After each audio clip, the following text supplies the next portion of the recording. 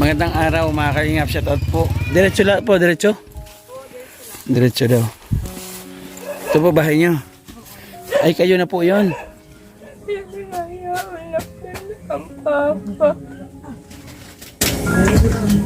Mga kalingap, siya po si Maymay, ang isang dalagitang nakikipaglaban sa kapansanan.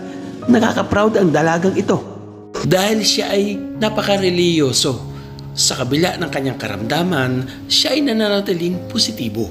Ngunit naniniwala ang kanyang magulang na siya raw ay pinaglihi sa limango.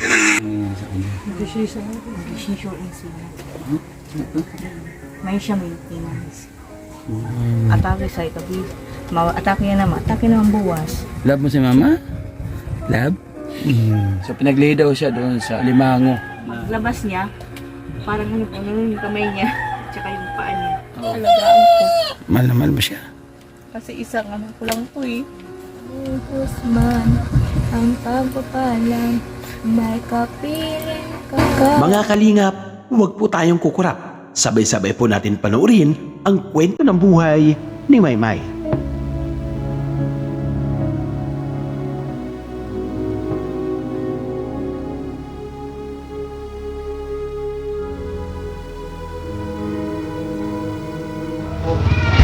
Pamati yung volunteer natin, no? Si Mary Ann TV, asawa po ni Tay Richard Bersanin. So meron siyang rekomenda po dito.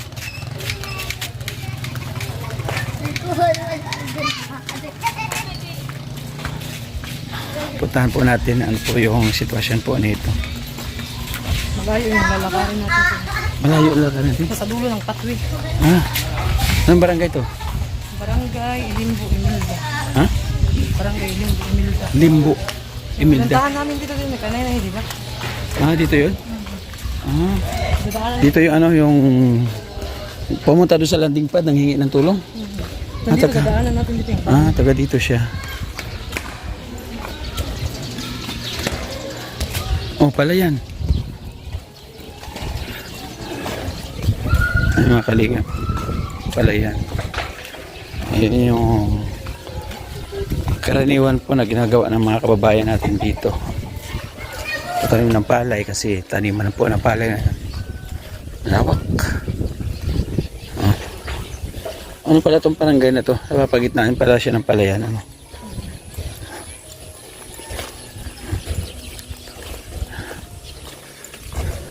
Doon ang bahay? Sa taas na yun? Sa gilid yung bukid. Malayo pa. Madaming bahay doon. Ah, ganun? So, hindi talaga kasya, no? Pero kung motor, abot ito motor hanggang doon. Lakad tayo. Layo, layo. Saan na sila?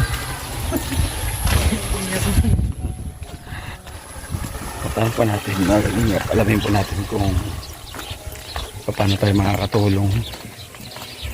At alamin din po natin kaya lang kwento. Parang mayroon pong kwento kung bakit po sila inilapit sa atin ang ating volunteers dito. Medyo malayo-layo po ito sa Katarman. Ano? Itong Imelda, anong bayan na ito? Mondragon? Hindi. Ano pa ito? Ilimbo. Barangay Emilda. Oh, Barangay Imelda. Mondragon na ito. Nandun yung dragon. Katarman pa to? Ah, Katarman pa. Katarman pa pala to. Pero malayo na siya. Liblib na siya ng barangay po. Okay. Agree po sila dito. May tulo to. Ah, wala. Ano lang siya. Ayun, baba ng nyug. Ay. Ang baba din ang mga na. Oh. Doon daw banda. Doon pa? Layo-layo pa. Dito tayo dadaan. Sa dulo ng patwi ito. Diri man kuan diretso ni nagto kami. Sa dulo sa patwi yan lakaw niya. Yung dulo daw ng sementong ito. So kasya naman yung motor dito. Kahit dalawang salubong.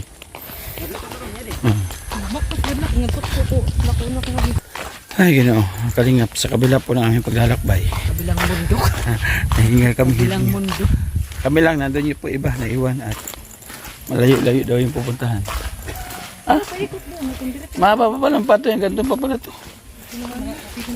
Kala ko tapos na. Hindi pa pala. Hanggang doon. Bayo man ni Miriam sa ninyo mo pinagtagpuat hindi So, diretso lang po, diretso? Diretso daw. Hello po, maagila po baba. Meron pa siya ano, meron pa siyang tanduay. Maputik daw, putik. Maputik nga talaga. Oh my God. Diin.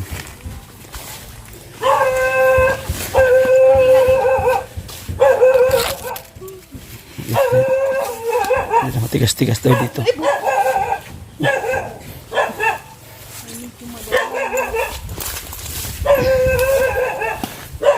Ito po bahay nyo. Ay, kayo na po yun. Yung nire-recommenda. Ang daan dito. Ay, ginoo.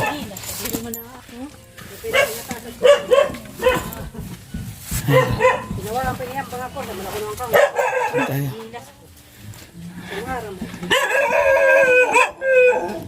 Sarap po. Masamo ang bala. Baliktad ba? Ang ba? Baliktad ba? Baliktad ang kanya po. Uy!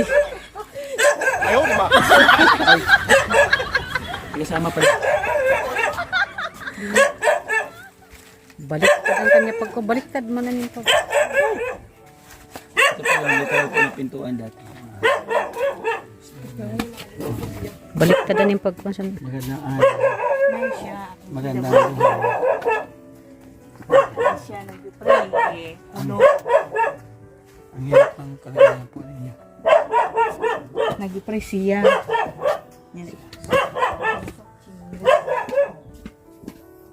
Ano?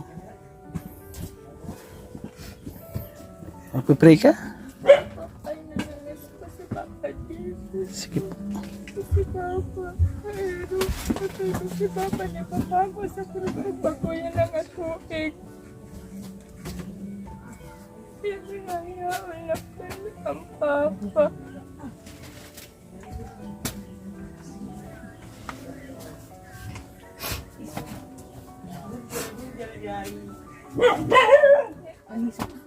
Sana ng kalawasan. Nasikip pa kamat manigulong isip na sanhin. Dok na nailong.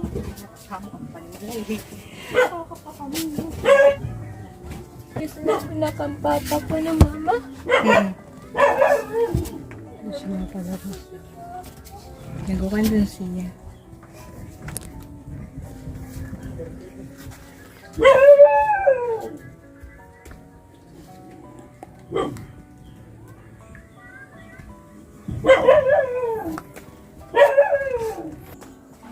Amen.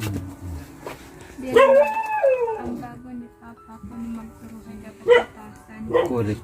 Maupay. Ako kong paragsag dun. So, pakilala mo na ako ate ha. Ako po si Kuya Joey. Si Kuya Joey. Ayaw sa birth naging kay natupunta sa impyerno ko dun. Oo. Amigo. Amigo. Oo. Ako si Kuya Joey, kasama po nila Kuya Val.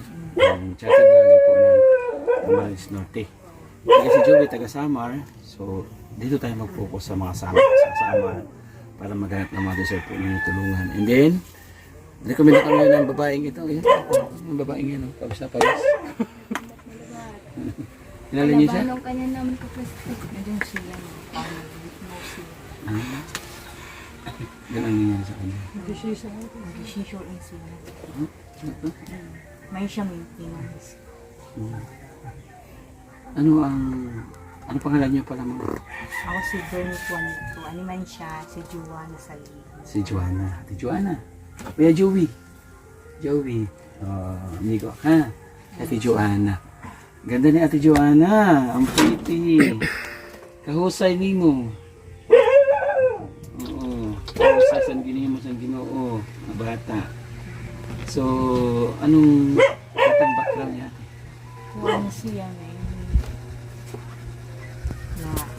siya. Ano kaya sakit? Ay, sa parang epilepsy. Nag-seizure siya. Ito na, nawaraan siya sa kanya malay.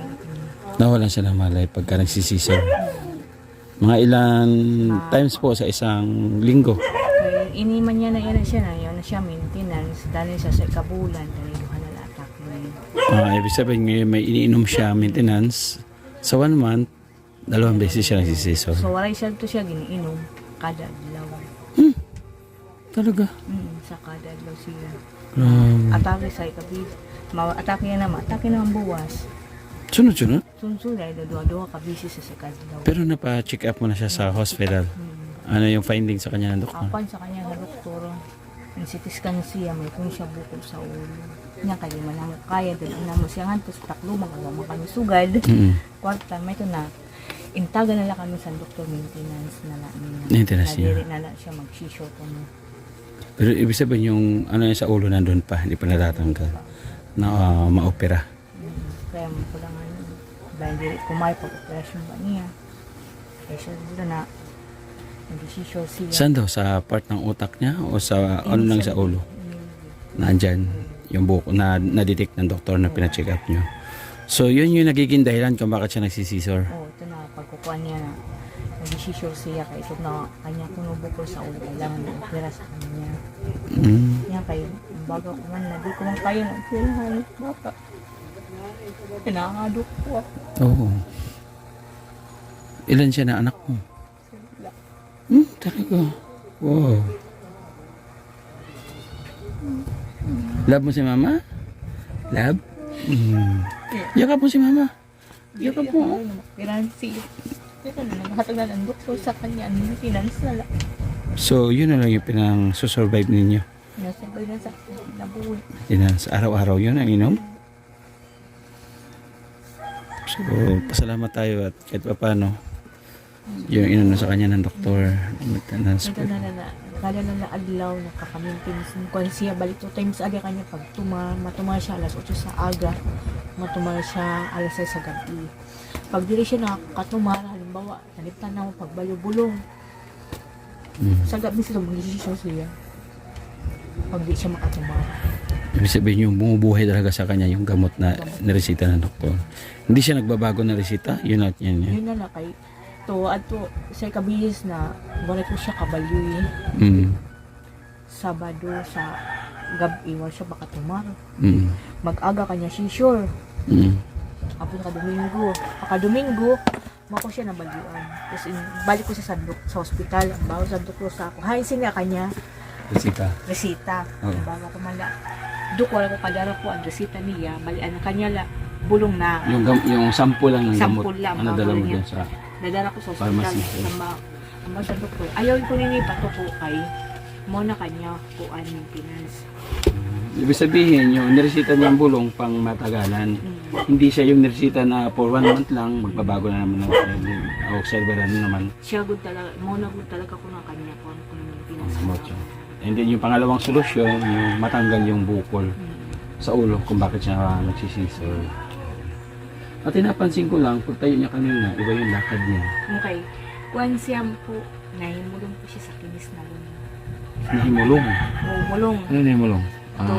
Pinaglihi. Pinaglihi sa diti pa siya. Kinis sa alimango na malambot, yung hindi matigas ang katawan. So pinaglihi daw siya doon sa alimango na yung malambot ba? Luno sa Samar. Sa tingin mo, naniniwala ka doon sa ganyan? Malak pinaglihi man sa pagburod ko sa kanya. Yun lang yung nakain mo siya o hindi mo siya nakain? Hindi ko siya nakain. Ibig sabihin, nangihingi ka ng alimangong malambot siya. Nabuhay, di ba? Meron nun, di ba? Malambot. Tapos hindi naibigay sa'yo ng asawa mo. Tapos, sa tingin mo, yun ang naging resulta? Yun ang resulta niya. Paglabas niya, parang ano yung kamay niya, at saka yung paa niya. Oo. Parang malambot siya paglalabas. So, ibig sabihin, doon pa lang nakitaan mo na na meron siya pagka PWD. And then, nadala niya sa hanggang, ilang taon na siya ngayon? Ayun, 23 ka na, May? 23 na yun. 23. May, ano pa may? May ang Palayaw. palayo niya. Tapos Tapos Juwan na kami. Nakapag-eskwela si Maymay? Nag-eskwela ka?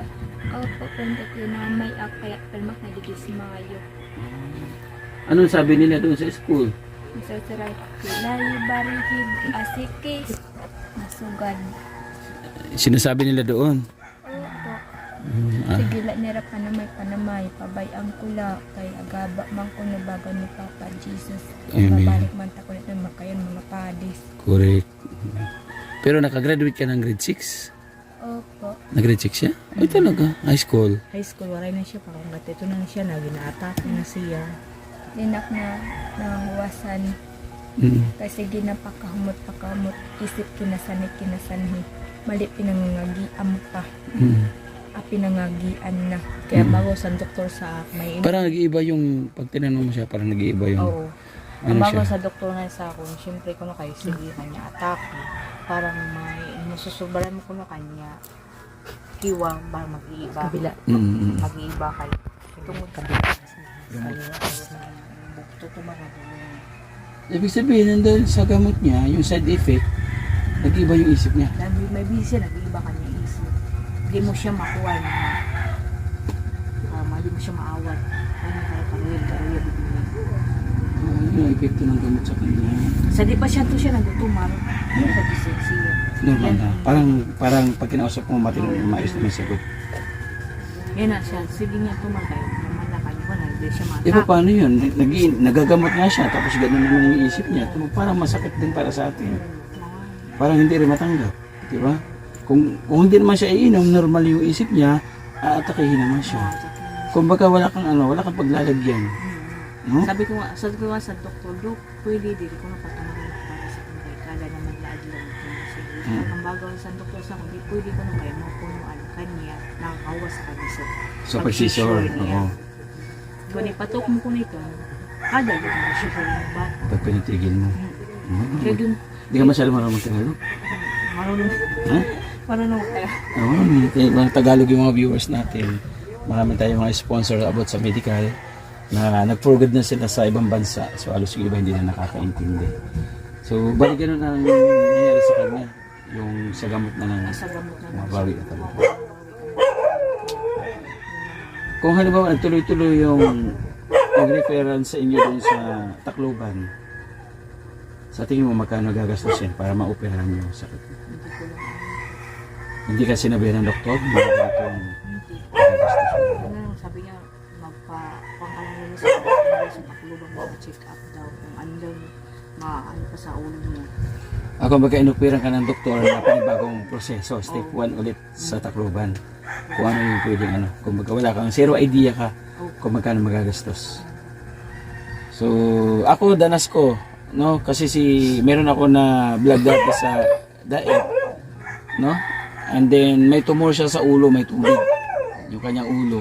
Lagi din siya nagsisisor dati. Hindi nag-decide kami ni Ma'am Huway that time.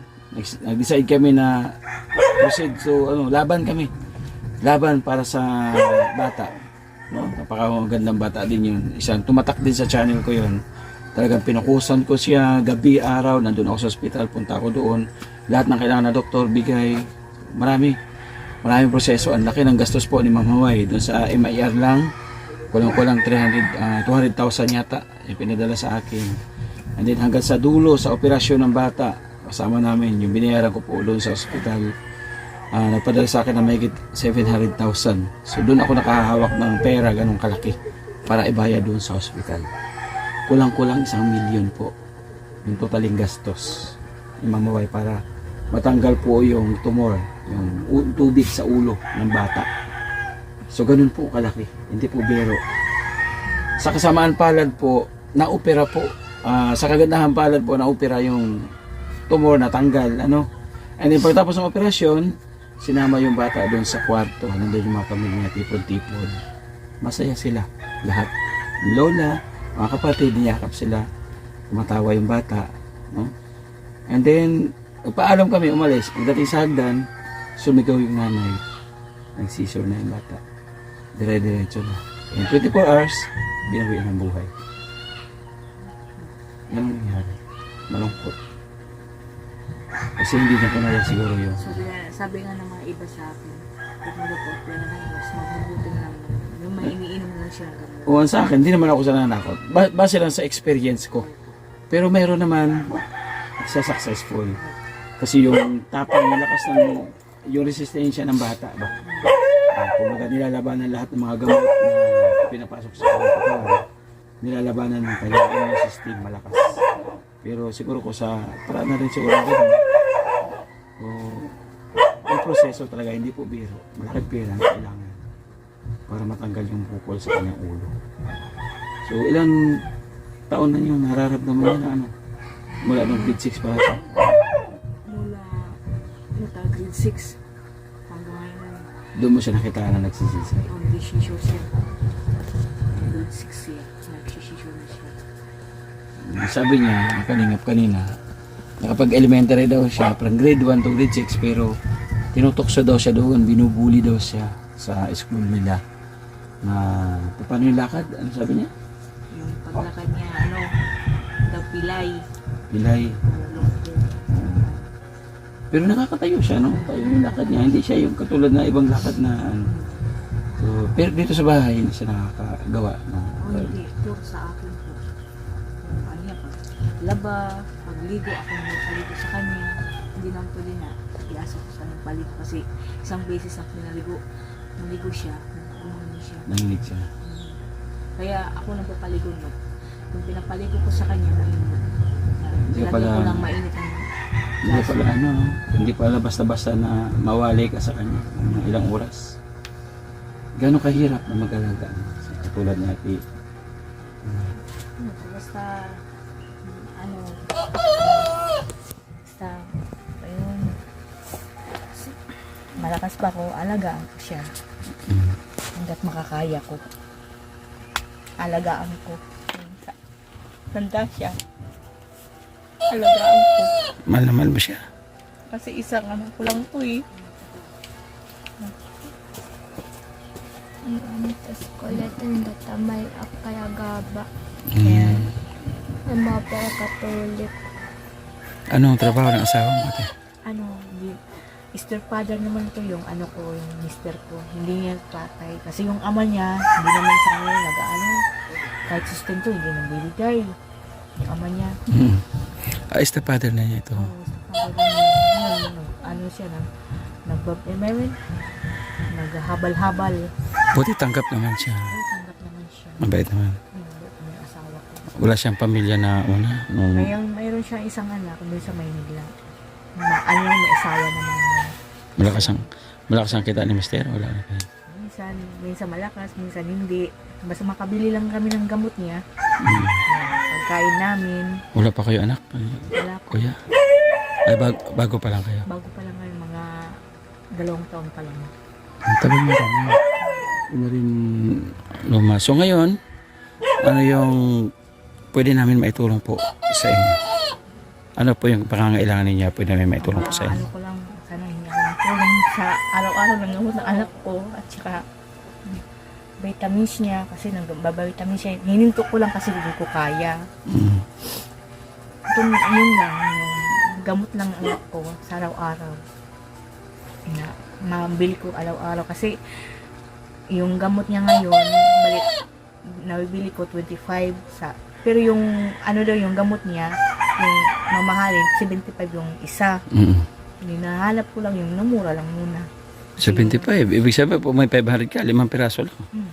O 6 na piraso. Kasi 2 times ali siya umiinom. Uy, grabe. O, 75, 150 ang Sa isang araw, isang 150. isang araw niya. Ay, bukas na 150. Sa isang buwan, 150. Magkano yung, sa 4-5? Oh my God. Laki. Laking pera. Buti na gagampanan lahat ng pangangailangan po.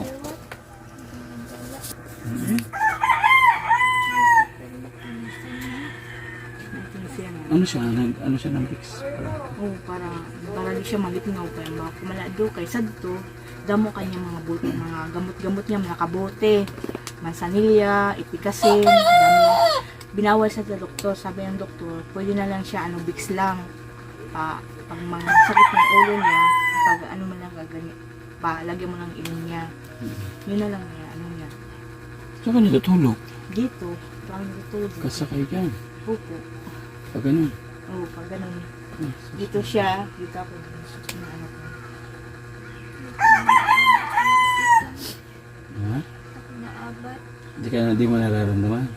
Ako naabat sa tingin. Oo nga, di mo namamalayan. Tapos Pwede pag, siya. sa pagkain naman, okay naman siya. Yun lang yung hindi siya sure sa pag halimbawa yung siya inom ng gamot niya, Pagdating namin, di ba, kanina, nagpipray siya. nag-pray siya. Lagi siya nagpipray. Lagi siya nag-pray. Sabi niya, Lord, sana mawala yung sakit ko na. Sabi niya. Kasi nakakaawa na si mama daw. Para hindi na daw ako uminom ng gamot. Minsan, sabi niya, mama, palagi na lang ako uminom ng gamot. Ayoko na uminom na. Parang panlasa daw niya, parang gamot na daw. Siyempre, inom siya ng maaga. Usap siya ng umaga. Inom siya ng gabi, alas 6. Kailangan makainom siya. Pag hindi siya makainom, maya-maya atake na siya. Siguro naging side effect niya. Parang nagkakaroon siya ng depression. Kumbaga nag-iiba yung kanyang isip. Kumbaga yung side effect na po naapektuhan niya kanyang isip. Parang yung tanong mo, marami kung sasagot niya.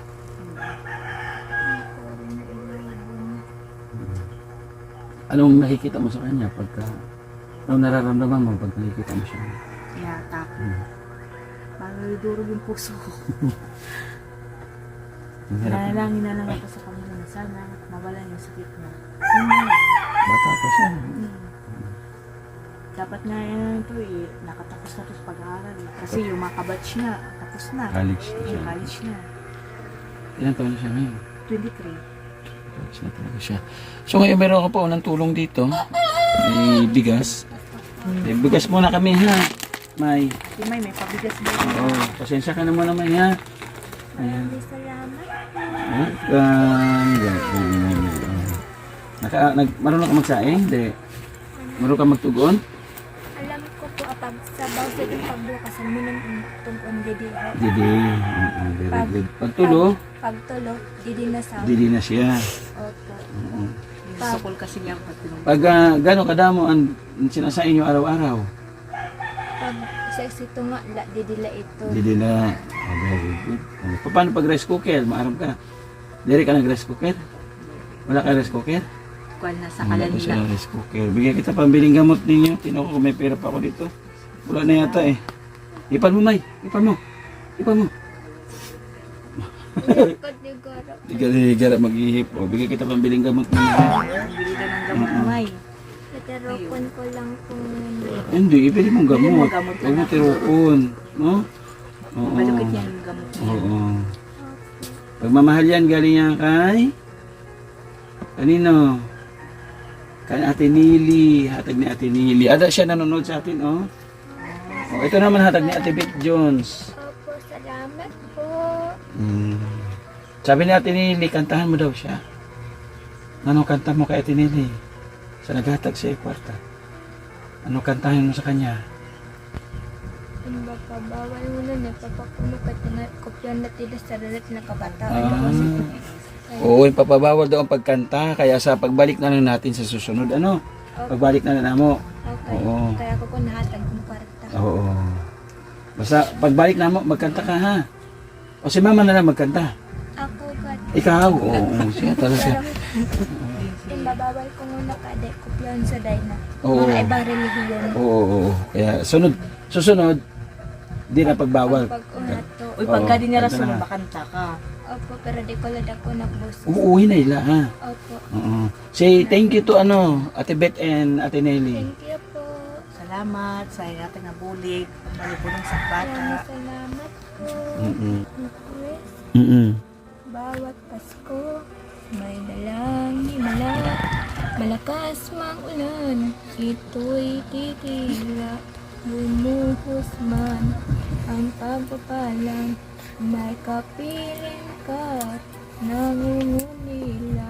Anumang lungkot, tayo'y ahon. Mayroon sa sugat ng kahapon. Sa isa't isa, mayroon paghinga. Mga pangarap na lumukan. Ang Naku, wag. Ang kwento ng Pasko.